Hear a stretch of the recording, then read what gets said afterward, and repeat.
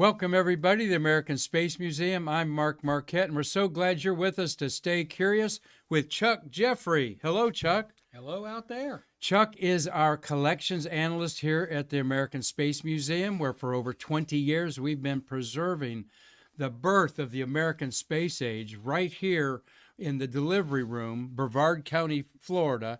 And Chuck, for 30 years, has been collecting this stuff. He's been a great asset to our museum. As many of you know, our doors might not be open if it wasn't for the auctions that Chuck took it upon himself, 8-9 years ago to do. 8 years ago. Chuck, how you doing? I'm doing awesome, Mark. I'm glad to be back. Well, we're glad to have you back. You're doing your 18th charity auction. You can see it on our website. Go to americanspacemuseum.org. At the top of the page is the auction bar. Click it. We want you to go through our website to the host auction house. But Chuck, with his Bid Again auctions, is since how long? 8 years ago? 8 years ago, our first charity auction. Bid Again Auctions is his business, and he'll do any auctions for you. I joined about auction 4, and Chuck, I want to tell you, this is one of the strongest auctions you've ever put together. It has things that are valuable, maybe up to $20,000, and you can snatch some good space memorabilia for maybe $50 to $100. See, for me, it's not the value, it's the history. We have some items on here that are so rare. We have some one of a kind. Oh, boy. They're the only You're gonna ones see in the some whole of them. world. You want it, it's here, and there's nowhere else. That's what really thrills me. Well, tell us how you out there, our Stay Curious listeners on Facebook, YouTube, and Twitch can participate in our auction Saturday, Chuck. Tell them how. Can they? They have to go online, have to go to americanspacemuseum.org or shameless plug, bidagainauctions.com. Click on auctions. You can sign up right there. There's a place to sign up. There's a place to view everything. Get involved. Get a piece of history. Or you can come down here to the American Space Museum and watch it live. Now, if you're close enough to drive here, Yeah. we're not expecting you to drive from California Right. over here. You may miss us. Unless, of course, you want to get Marty Winkle's autograph, my co-producer and cameraman who's behind the scenes there with Jessica Galloway. Marty gives me that frown, but we've got some items from the Grumman lunar module that we all know Marty was an electrical engineer on, and I always think it's cool that he looked out those triangular windows of all of those lunar modules. Well, you know, I think it's funny. You've heard of the Hubble huggers. The people are really into the Hubble Space Telescope. Yes. We got the same with the Grumman guys. The Grumman guys are just so crazy over the lunar excursion modules, the LEMs, and the lunar modules are as popular today as they were the day they landed on the moon. As they should, because Marty, it's the only spacecraft designed to operate in the void of outer space by a human being and land and lift off an alien body. And stand up flying it. And you stand up flying it, Marty wants to say in there. Okay. And he sat on that hump like that's the ascent engine that's like a Volkswagen bus, okay, in there.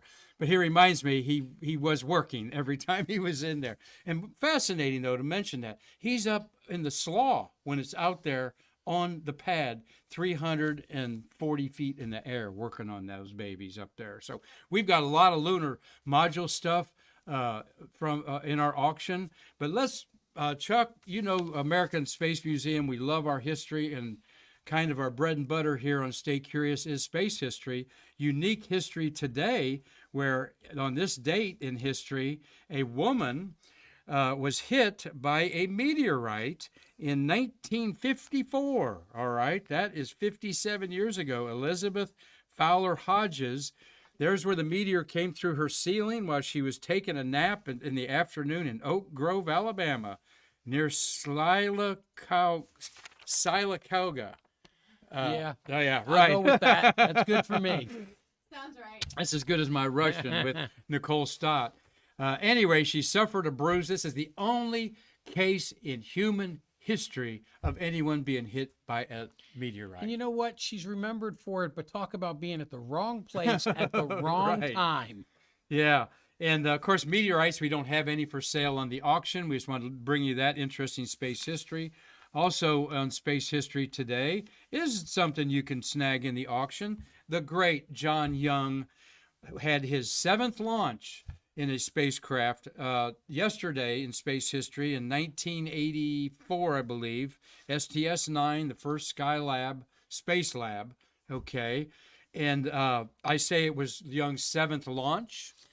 6 leaving planet Earth. And the most important one jumping in Orion there, which he said was kind of an important one. Well, you know, unless you want to stay on the surface of the moon forever, it's really important. Tell us about, in your auction, authenticating this signature, and it's on a photograph, I believe, not a lithograph. So this is a valuable item that you hope to get $400 to $500 out of, right, Chuck? Well, I'm hoping a little more than that. Okay. But John Young, shout out because he's an Orlando native. And we Born in have, San Francisco, but grew up in Orlando. Grew up in Orlando, and he has a road here, a major road, John Young Parkway, named after him. So everybody in Orlando knows the name. Very few people know he was an astronaut. That's right. But Just know he's a guy. John Young was a prolific astronaut, flying in not only the Gemini program, the Apollo program, traveling to the moon 2 times, and the shuttle commanding the very first space shuttle mission, STS-1. Little fact here, the first time any spacecraft has launched from Earth on its maiden voyage with humans aboard, STS-1. It's never happened before. They've always done never happened- unmanned. Always before. unmanned before, or, you know, so. Got to give a credit to Bob Crippen there. You may have a few autographs of Bob in there. And Bob Crippen used to be on the board of directors here at the museum. He's a wonderful, wonderful person. And, you know, I'll tell you what, sitting on top of that space shuttle for the first time has to be a thrilling experience. Yeah, Cripp's heartbeat was like 170. Young's was around 90. He said, that's because I'm an old guy and no Saturn V rocket. What's he doing? Tell us about, you've got lots of Apollo astronaut autographs. There's only 12 of them. Of course, he has passed away a couple years ago. So there's only 4 living that are autographing. Tell us about how, Chuck, in the past several years, you've seen, and give Chuck a lot of credit. We're like one of the 5th top auction houses for space memorabilia in the world. The value of this stuff's gone up. Now, the value's gone up, but remember, there's 300 million people in the United States, little more. But, you know, billion people on the planet Earth. They all love the space program, and there's only so much of this. So the more people who want it, the less there is out there for people to have. These astronauts didn't sign prolifically. They weren't out there every day signing. They signed at events. So you have people like John Young, walked on the moon, flew 6 separate missions.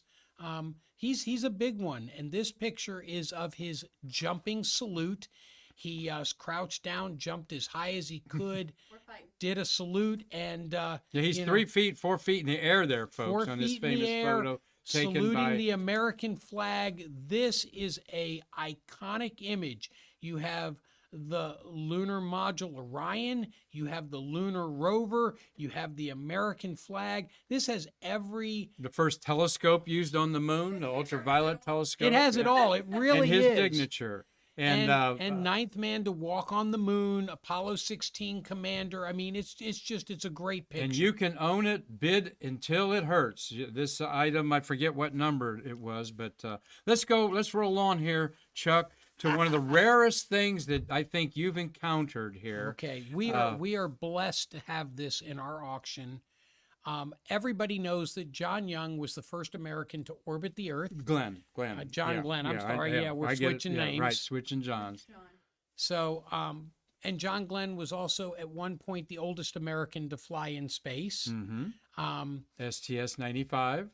But this is before any of that. This is before the Mercury program. This is before there was a NASA to join. John Glenn set the transcontinental speed record. You know, he flew from California to the East Coast in a supersonic jet faster than anybody ever had. and he carried with him only one envelope One, for a friend. this is it. And this is it. This is the only one that traveled on that flight. It is certified by John Glenn on the back. He certified it for his friend. He put the Operation Bullet stamp on the front. This is as rock solid provenance as you have with You can anything. see all that on the auction site. This is also part of this lot. Is this photograph where the band is playing is after he landed. The AP Associated Press story there that his flight of over 2,460 miles was in 3 hours 23 minutes from L.A. to New York, Floyd Bennett Field. He beat the record by 30 minutes.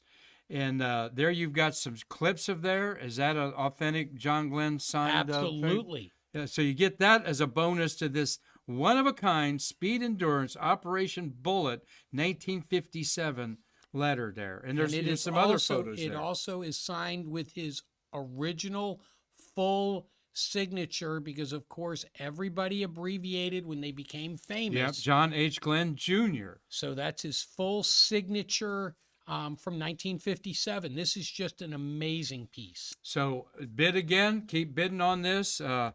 It's up there. Our next item we're going to show is another rarity. Folks that love space history know about the smuggled postal covers from a German dealer, or was he Swiss dealer? He was German, Seiger. In 300 covers smuggled to the moon without NASA's knowledge. The astronauts, particularly Commander David Scott, got in trouble of this. A big fallout with Al Warden happened, and Jim Irwin was kind of in the middle.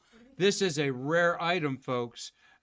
Not maybe as rare even as the John Glenn is one of a kind, but this is sought after by collectors all over. This is rare on its own accord because, yes, this is one of 300 covers that went to the moon.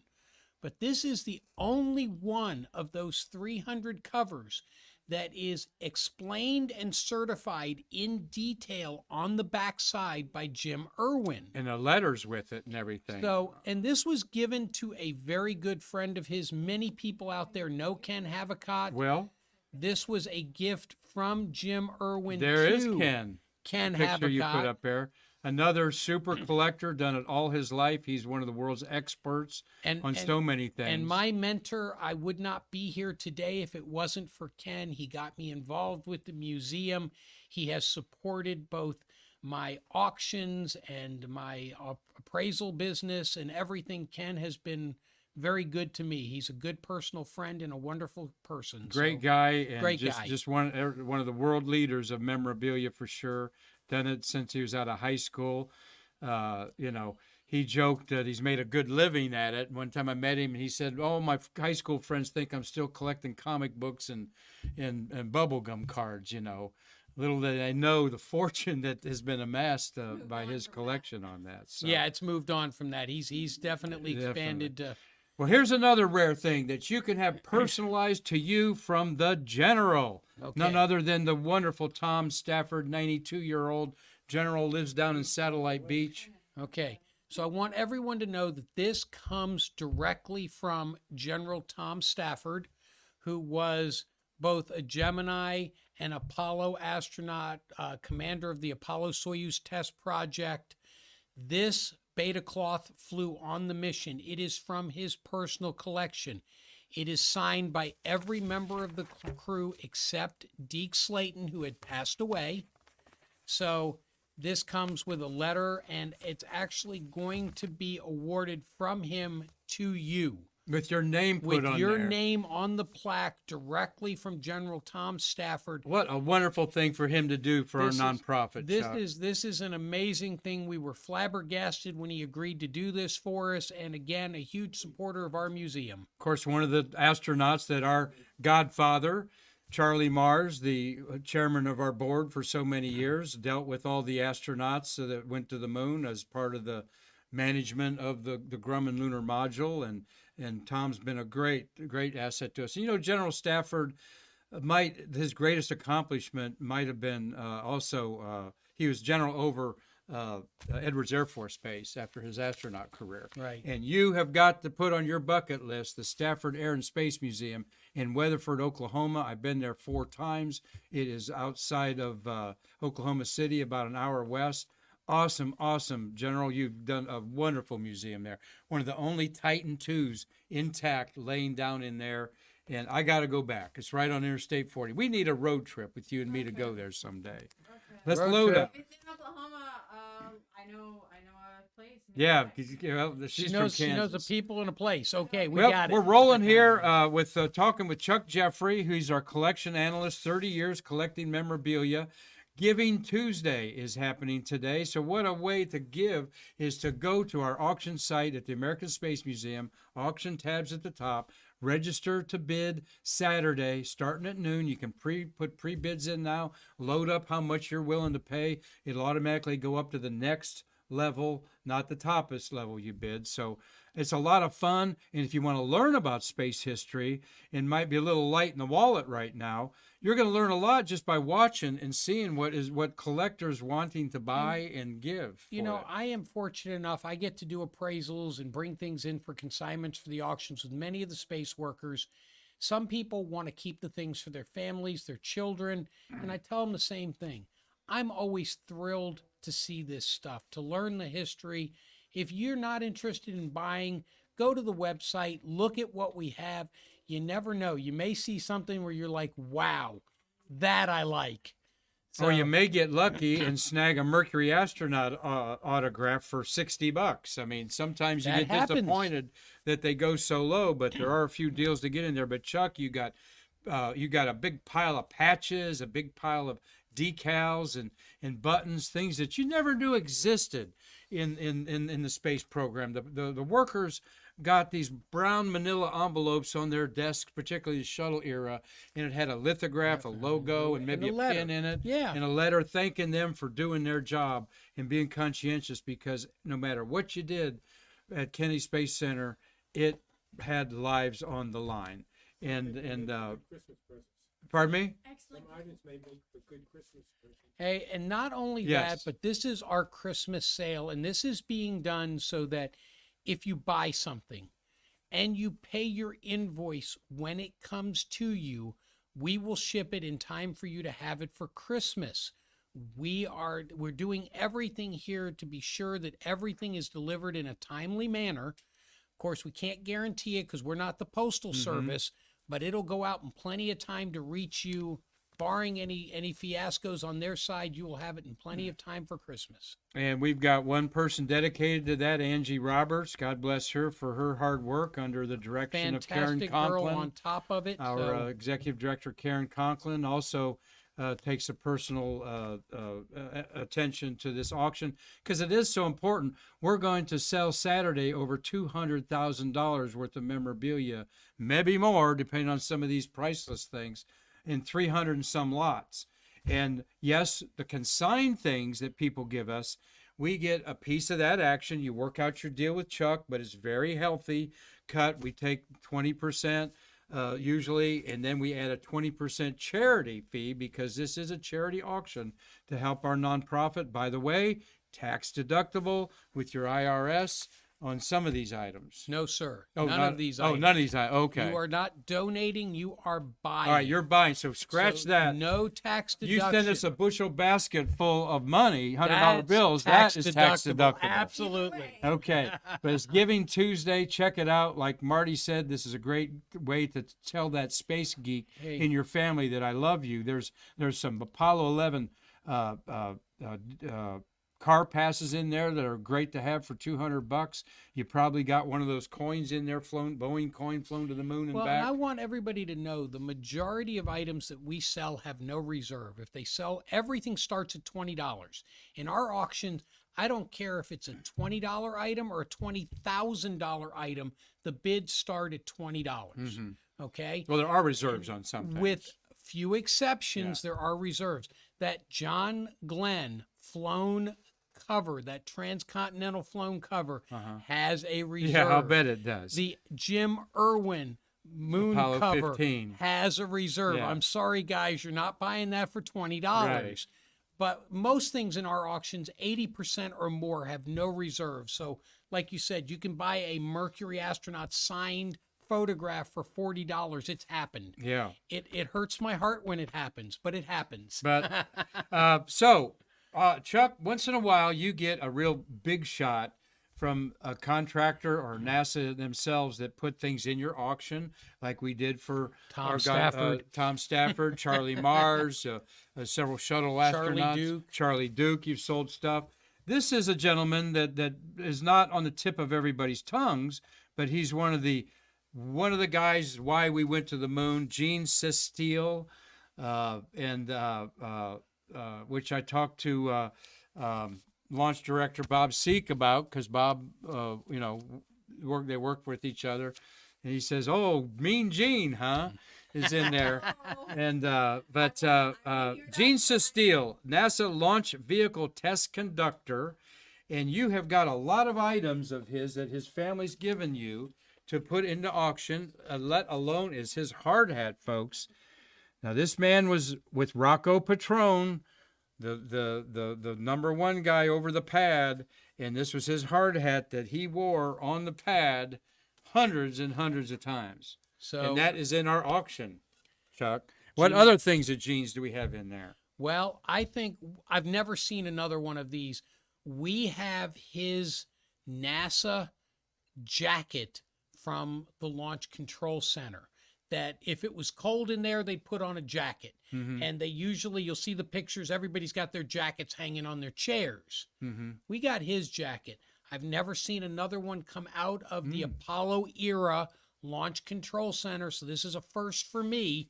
We've had hard hats from other notables, but never the jacket. So that really excites me. Well, Gene Sestile died in 2017 at age 81, and believe you me, he's a legend in the Apollo program, and then transitioned into the shuttle. And I must have saw 15 items at least of his in there. Well, a lot of his badges. There's a permanent launch badge from Apollo era. A lot of badges. We are fortunate enough. The family has asked us to help move his estate on to people who would appreciate the items from Gene, and he was what I call a NASA notable. This is a guy with an illustrious career and was involved all the way from the Mercury program through the shuttle program, and these items are fantastic. You'll notice they're very low number badges, everything, because he was very prominent in the program. He's the first one to get a badge.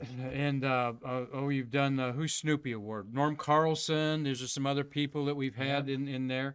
Well, we're now going to show you some items, the actual items in the auction. Jessica's got the camera there. Marty's behind the console. Here we have the flown Gemini. This is a checklist, and I'll put Gene's hat over here, Marty. Okay. Jessica, will that work? We'll probably have to get one of these. Okay. Give you Okay. We'll props. props Ready for there. props? Props That's to the props. you. Thank you. Props to Now, you. very Okay. careful. And I'm going to let Chuck hold these up there. You can do it like this, Chuck. There you go. Just slide that in there, buddy. There you go. Get his face rendered there. In the middle of the. There we go. There you go. Take Gene's picture up there, off there. What are we looking at here, Chuck? Well, you actually have a flown page from the experiments procedures checklist book. And so this page flew on Gemini 5, and it is 100% authentic. It's been authenticated. So it's... It was Pete Conrad and Gordon Cooper. Gordon Cooper was commander of that. Pete Conrad's first flight. He's the astronaut with the gap tooth, third man on the moon. So that is way cool. That was their checklist in a spiral notebook, like shown in the back there. You flipped it over. I mean, that is unbelievable item to have there. Chuck, you're hoping to get $500 for that. That is a flown in space rare item there. So let me grab another thing here, Chuck. And not just flown in space, but you're talking 1964, 65, Yes. 65. Right. So, I mean, the age of it, it's in like new condition. It's one of the tab sections, so it's a really great page. Okay, 40 there. We've got a Gemini 3 red numbered photograph. and Chuck's going to explain to you when you see the red number there and the NASA logo, not the worm logo, because that's after 1972. Tilt it down a little. Tilt it down. Yep, so we can see the red logo on that side. Sorry, guys. Is that better? Yeah. Yeah, there you go. Okay. Good. Right there in the top corner. Yep, that's what you want to look for. Those are more valuable, Chuck, right? They're more valuable, and it's very nice to have the blue NASA text on the back. It tells you exactly what's going on. These were given to sort of the inter-office memo while you see the red lettered, right? They're given to executives, contractors, not to the media or the general Nope, public. internal NASA use. And believe it or not, they're not just red numbered, which are the most popular and the most commonly seen. There's also green numbered and blue numbered, and they're exactly the same thing. It's just the photographic process changed the colors of the numbers. By the way, this, Jessica, is a famous photo of the day of the launch of the maiden flight of a Gemini spaceship. John Young is the pilot there in the right-hand seat, and Gus Grissom's in the left-hand seat. And they called it Molly Brown, nickname on there. And and very successful shakedown. Again, they had flown an unmanned Gemini to shake things down, but this is the second time, first time John Young got on the maiden flight of a vehicle, and then he was on the shuttle, just to give you an idea of what a great astronaut he was back in the day. Next, we have, again, one of the most famous photographs of the Apollo 11 era is this photograph that I hold very gingerly because it is an actual photograph, and it has a Kodak paper on So did the other one. So this on the other one, Yes. which Chuck, tell people about that. Okay, so NASA developed their own photographic process using color positives, not negatives. Everybody else did negatives, where when you look at the negative of the picture, it doesn't look like the picture, it looks like the opposite. So they didn't like the clarity of these. So early in the Mercury program, they had their own photographic process developed of color positive. So when you look at the film, it has exactly the same colors as the photograph when printed. They had to develop a special paper. This is called a Kodak paper. Everything was done by the Kodak Corporation. Everybody knows Kodak cameras. So this paper is extremely thick, extremely heavy. It's like poster board, and it's very fragile, sensitive to moisture. A lot of these did not survive, so that's why these red numbered photographs are so rare. Very few of them survived. This picture is going to go for a couple $100 easy, right, Chuck? Oh, I'm hoping a couple thousand. Oh, couple Couple thousand. of I'm thousand. sorry. You'll handle it a little more gingerly. We have, and the Earthrise that Apollo 8 took, we've seen go for several thousand for an 8x10. But you think this is one of the most classic of all the pictures? Well, I mean, you're looking at the lunar module Eagle coming home. with two So, astronauts two and the moon astronauts rocks, and aboard moon rocks, about and 90 history. photographs, 57 pounds. That is Marty's LM5 right there. And, Half of it. That's half of it. That's right. That's right, Marty. Half of that's it. only the ascent stage. And one of the descent- jobs Marty had was combing the pyrotechnics charge thing that separated the Is ascent this and descent like stage. Spaceballs combing the surface? Combing the circuit. You have to ask Marty about that. Here is one of the greatest men you'll ever meet, Fred Hayes, a emeritus board member of our museum, best friends with Charlie Mars. Our lost moon and service module, and damaged service module, Yep. April 17th, 1970. Fred Hayes, Apollo 13. That is a very rare photograph, Chuck. I've not seen a print of that. That is a reproduction. This is print, a not reproduction not an of era. the original. It's not a vintage. It is hand signed by Fred. And this is a great image. It shows the service module from Apollo 13, which of course had an oxygen tank explosion on the way to the moon. So in an Apollo spacecraft, they didn't have very good brakes. They couldn't just turn around and Right. come back. Come on. They That's right. they actually had to go all the way to the moon, go Loop around the far side of the moon, and come back. with their eyes glued to the windows. And of course, Apollo 13, the movie about that, was just on TV this weekend. I saw they'll play it about 50 times over the holidays. If you've not seen it, do see it. Chuck, most of all the NASA people are in agreement that it is a very good, movie about the drama.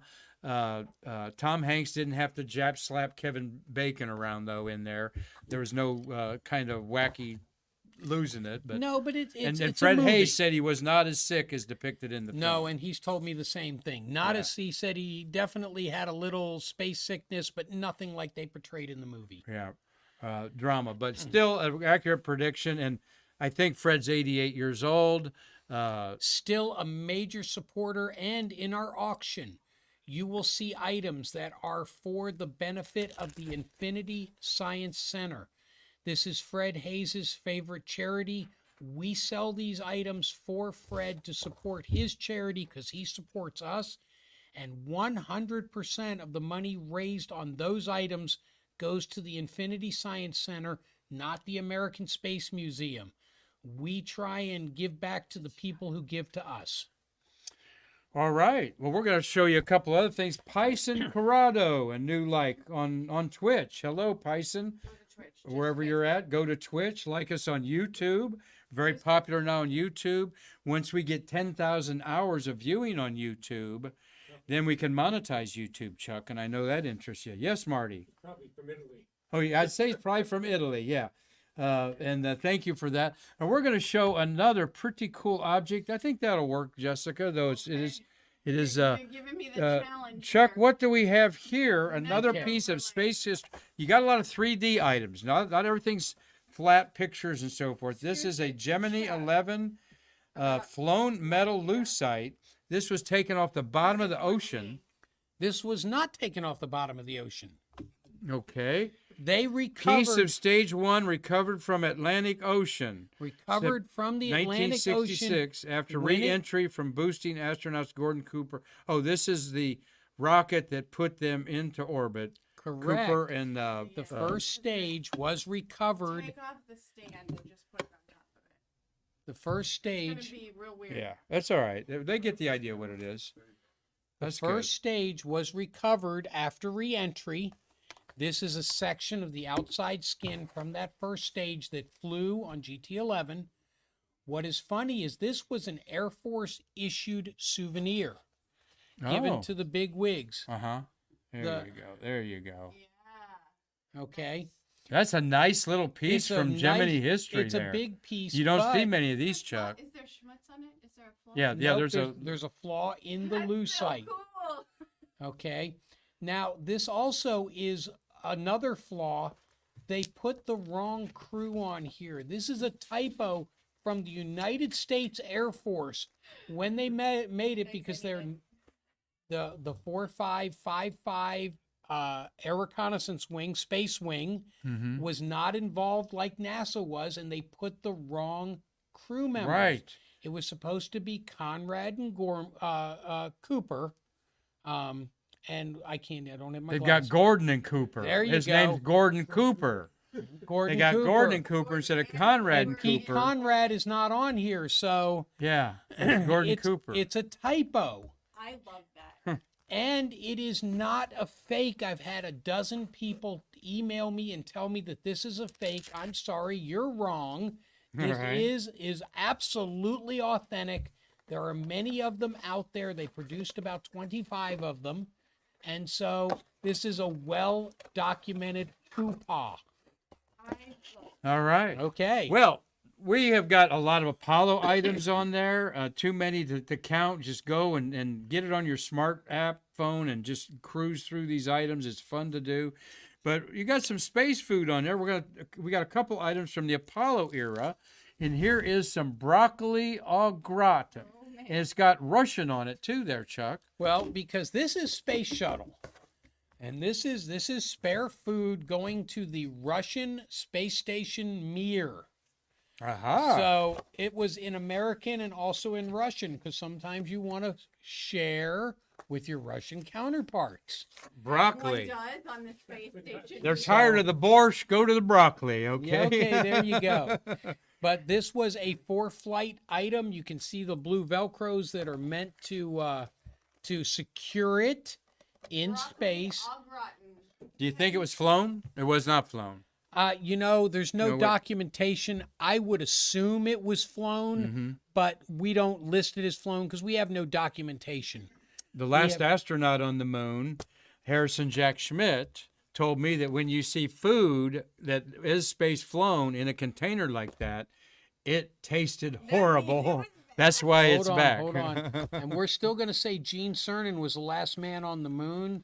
We'll give The last man to walk off the moon, number 12, was Harrison Schmitt, the last human being to say. But Gene Really? Cernan was the last one who was on. Huh? Harrison was the last one to step on the moon. That's what it to said. step on the moon. Cernan was the last one to step off. I didn't say that. They can nitpick and nitpick. Okay, Gene we're all Cernan. If crazy you don't think here. I know Gene Cernan was the last man on the moon, then I will stay curious elsewhere. All right? Exactly. Okay. The mistake was 12 men on the moon. Number 12 is Harrison Jack Schmitt. So he was not the last one to touch the surface of the moon. That, of course, was the late Gene Cernan. Schmitt, of course, is alive. So is Charlie Duke. So is David Scott and the old Fred man Hayes. of the Moonwalkers, and the Oh. old man, Buzz Aldrin, 92 years old. So one more thing here. We don't want to forget our shuttle buddies, okay? You do have quite a few shuttle crew signed. And you talked about John Young's STS-9 crew signed. I didn't pull that one because our good friend Mike McCulley, who helps our museum immensely, he autographed this with the crew that put the probe to Jupiter in 1985. And Mike didn't fly again because he got caught up in the shuttle disaster and And the time it takes to investigate and reconfigure and they he lost wouldn't have flown for 3 or 4 years again. But Don Williams has passed away.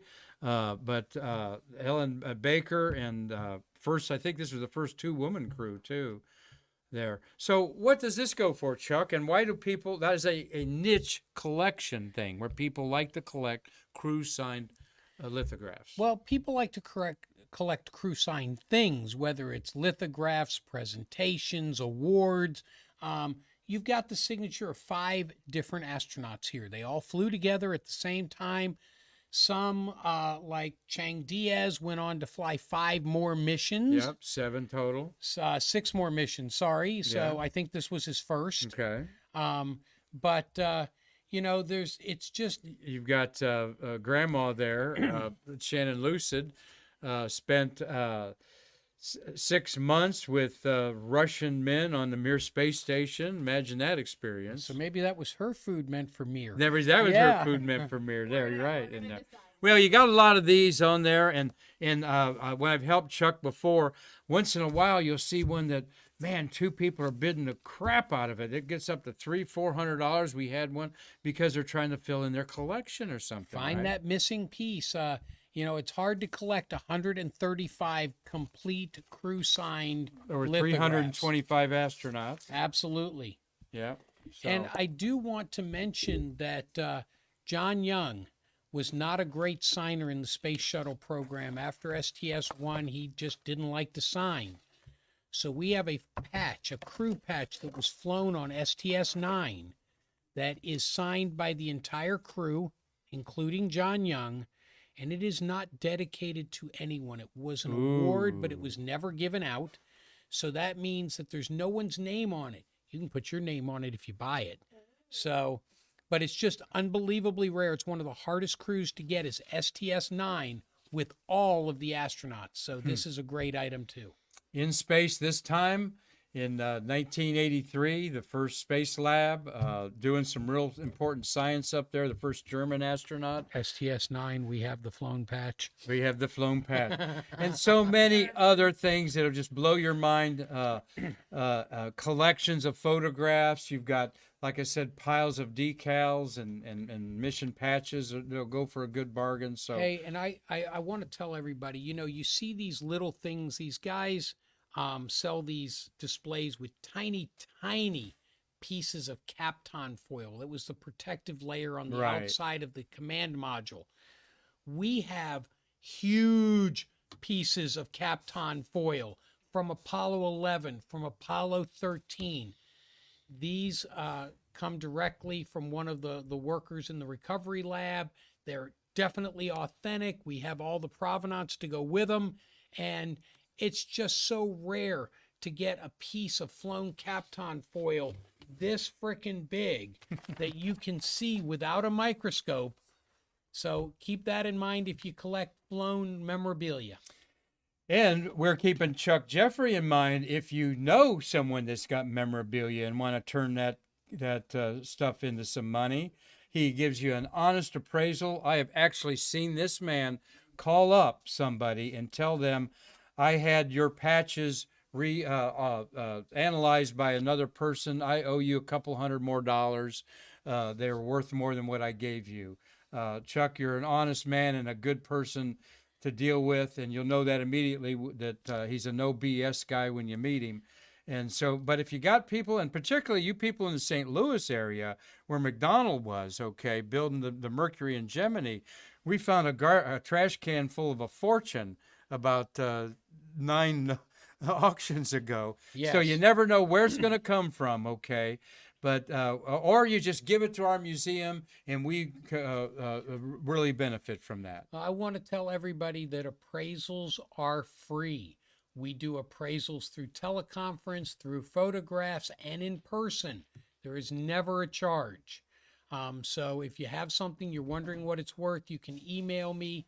You can here at the museum, chuck@americanspacemuseum.org, and I will get back to you. If you want to sell your stuff, sell through the museum. You make money, the museum makes money, everybody's happy, and we continue to grow, to support education, and to preserve space history. And we thank you for all that you do with our team here. And it's just been an educational thing to learn with Chuck. All of us at the museum have learned the value of some of this stuff. And I want to mention, Chuck, we do not sell anything in our collections. We have multiple things. Some things we don't, okay, like the Apollo Block 1 egress manual, all right? But some things we keep on display, and maybe we have multiples of them in several storage places so that in the hurricane disaster, we're not wiped out. But we want to emphasize we're not selling off the museum. These are things that we feel aren't a good fit in our museum. We only have so much space and so much storage room, and you do a great. This is one of the people that's involved in that decision-making process with our board of directors, our executive director Karen, and Nick Enix, our collections manager, who's done a wonderful job displaying Great guy, things, yes, haven't you? absolutely. The museum, when Chuck and I first came here 5-6 years ago, was like a man cave of just stuff piled up everywhere, in my opinion. And Nick's gone through and really like that made it look vibe. great in there. We love the man cave vibe, but we less is more here at our museum. You got a comment about that? I like the man cave. All right. Hey, I got to tell you, Isn't owned by the museum. Right. These things aren't owned by the museum. We just want to make clear that they aren't owned by the museum. Anyone thinks that we're selling off things that hasn't heard the whole discussion here. No. No, we're not. We've got one of the most unique museums in the world, and I've been to 37. I've been to about 18 space museums out of 37 in America, and it's thanks to this guy finds things for us, and we either say yay or nay, or if we say nay, they're good to use. So and we have a great reputation here on the Space Coast of being honest with people, being straightforward. So that's how we get the estate of Gene Sestiel, Madman, Don Arabian, Charlie Mars. I mean, these people come to us to move on their estates. We are honored, we are proud, and we try and do justice to their legacy and their history. And the families appreciate it too, Oh, because absolutely. they know that this stuff is valuable, but who's going to display it on their walls? So thank you, Chuck Jeffrey. We've had a wonderful Giving Tuesday discussion here about our auction this Saturday. Of course, you can give on Amazon, Smile Program, okay, buy a book, buy Nicole Stott's book. That we just had her here. She's on her way to Antarctica, Hey. by the way. Hey, and Nicole Stout, artwork coming to our auction soon. That's Keep right. Keep it in mind. That's right. Taking everything to a new level. We were even at the rocket reunion, and one of the big shots of Rocketdyne was bemoaning the fact that they have all of these schematics and blueprints of the Atlas II boat tail rocket that they don't know what to do with. We know what to do with it. Let Chuck have him in there. So thank you all for being here on another Stay Curious. Tomorrow we've got a wonderful program with a spacesuit expert, Gary Harris. He's going to tell you on the day, December 1st, that NASA is last day for them to take bids on spacesuits. They changed the whole Artemis program on spacesuits and turning it over to private industry. And we're going to have Gary Harris, who's built prototype spacesuits, including the one in our Apollo gallery, here to tell you all about that tomorrow on Stay Curious. So on behalf of Chuck Jeffrey, thank you, Chuck, for being here. Wonderful. I call him Obi-Wan. He's my Obi-Wan Kenobi of knowledge. As we do a presence on eBay, American Space Museum on eBay. There's a lot of things under $100.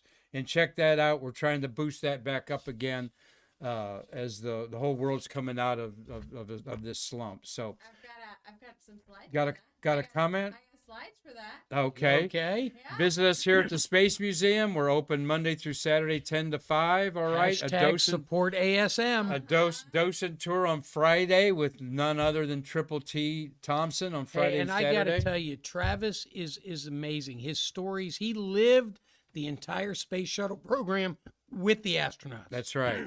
And Travis, he'll be here Friday. And Thursday, we're going to talk about 4 shuttles being launched on December 2nd. So we've got a lot of content for you. We're working really hard to make every podcast of Stay Curious something special, something unique, something that you'll want to tell your friends to watch on Facebook Live, YouTube, or Twitch. And share, like, subscribe, and follow us, because that helps our nonprofit reach out and monetize our social media. And if you're in the local area, December 4th, starting at 12 noon, I expect to see you here. Oh, and don't forget your checkbook. That's right. Cash is accepted too.